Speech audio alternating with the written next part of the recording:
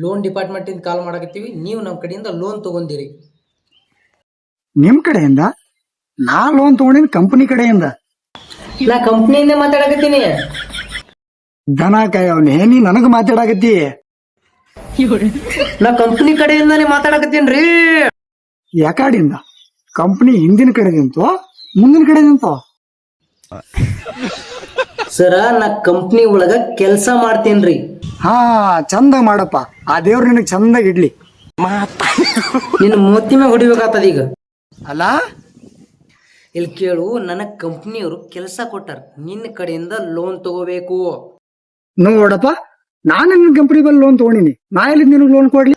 ಹಾ, ನೀ ಲೋನ್ ತಗೊಂಡಿಲ್ಲ, ಅದೇ ಲೋನ್ ನಮಗ್ ಬೇಕು. ನಿಮ್ಗೂ ಬೇಕಂದ್ರ ನೀವು ಕಂಪನಿದಾಗ ತಗೋರಿ.